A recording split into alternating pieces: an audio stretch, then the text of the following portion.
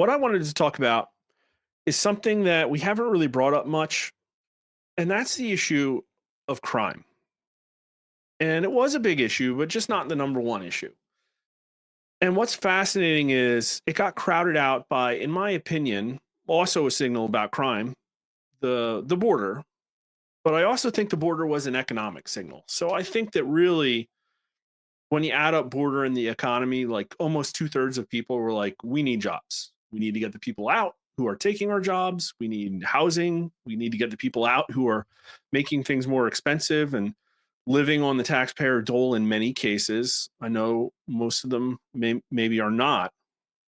But violent crime was like number four and was actually really, really important early in Biden's term.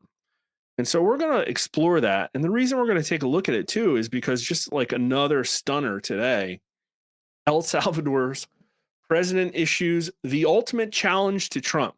He dropped a line so good, President Trump asked if he could steal it. And I hope everybody's seeing this for the very first time. Hit like if you are, because it's absolutely incredible. Oh, is this not the clip? All right, here it is. Sorry. And we're very eager to help. We know that you have a crime problem, a terrorism problem that you need help with. And we're a small country, but if we can help, we can do it. And we actually turned the murder capital of the world, that was the journalists call it, right? Murder capital of the world, into the safest country in the Western Hemisphere. And, you know, if sometimes they say that we imprisoned thousands, I like to say that we actually liberated millions. So, you know, like, it's very good. Who gave him that line? Do you think I can use that? Yes. And in fact, Mr. President, you have 350 million people to liberate. You know, but to liberate 350 million people, you have to imprison some. You know, that's the way it works, right? You cannot just, you know, free the criminals and think crime's going to go down magically. You have to imprison them so you can liberate 350 million Americans that are asking for the end of crime and the end of terrorism. And it can be done. I mean, you're doing it already. And I'm sure that people have seen the change in the streets. A long way to go because you're just initiating your second term. But it's clear that, you know, with the numbers at the border, you know, with even in Democrat-run cities, they get a help from the work you're doing. So I'm really happy to be here, honored, and eager to help. And we're liberate. You're going to liberate American citizens from the regime of crime that we've had, open lawlessness, many ways, border being overrun, cities burning down, violent criminals walking on cash bail policies. I mean, it's just crazy. All that stuff is wildly unpopular, and we'll take a look at a little bit of it. But I just loved it. I mean, this guy has charisma. I hadn't really watched him talk very much. And he also mentioned, you know, we're going to start seeing changes. I've actually heard just anecdotally from people, emergency rooms are kind of empty, you know, things are happening. I think things are happening, especially the stuff that is the wild card, this Donald Trump self-deportation stuff. We're going to fine you $1,000 a day. We're going to put you, you know, kill you in the Social Security database. You're not going to be able to return. And I think it's I think it's having an impact. But let's go back and just look at crime as an issue. This is one of the ones we did right before the midterm just to see why people were voting. And I'm going to have to try and add all these up on the fly. How concerned are you about inflation? 85%, 55% vary. How concerned are you about violent crime? 86% higher than inflation. This would have been about peak inflation, not long after massive increases of like 9% year over year in prices. Not that long after that. It was very real in people's heads right then. 61% very concerned, 4 points more than inflation. So it was a big issue. We'll see if it's number one out of all these issues here. And Republicans cared about it a lot, but it's one of those things where, again, Democrats didn't care that much about inflation. Obviously, a lot of them are well-to-do, or maybe older on fixed incomes, and doesn't, I mean, that would affect them. I don't know. It doesn't make sense. Democrats cared about violent crime more, independents, like quite a bit more. Abortion rates, the number's only 70. Abortion, 50% vary, way less than the other two. Illegal immigration, also not that high. And the reason, obviously, is Democrats cared a lot about abortion. Republicans cared a lot about illegal immigration. Independents were roughly split.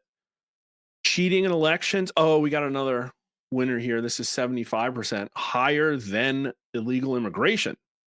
How's that? That's a really important issue that nobody talks about.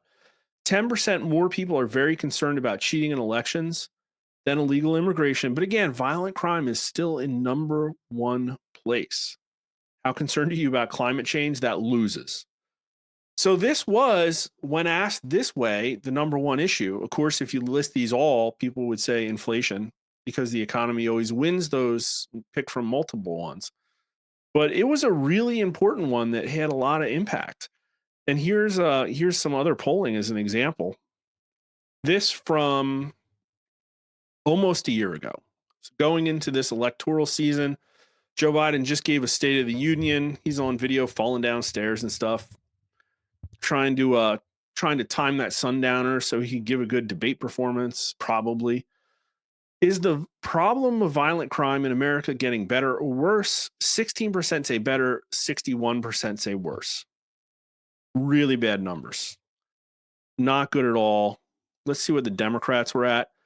Only 28% of Democrats say under Biden, the problem's getting better. 38% say worse. 82% of Republicans say worse.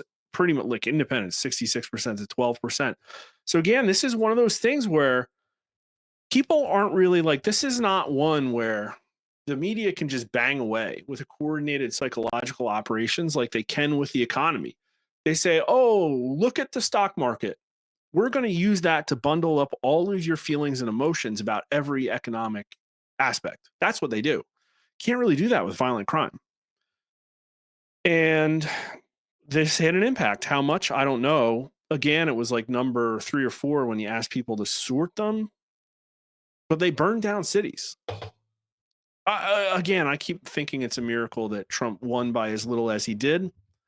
I'm following Emerald Robinson's election integrity thread. If you haven't seen it, you got to go check it out. Maybe Wednesday, I'm trying to get her on, but maybe Wednesday we'll just read through that thing because it's absolutely incredible. Which party do you trust more to handle crime and law enforcement issues? Republicans, 53%, to Democrats, 35%. This is basically like 6 months out to a presidential election. You know, the matchups are tightening up. The response biases are going away. People are starting to get politically engaged, and Republicans are winning by almost 20 points on the issue of law enforcement. That's a very strong signal. Very, very, very strong signal. 48% rate Biden poor on crime issues.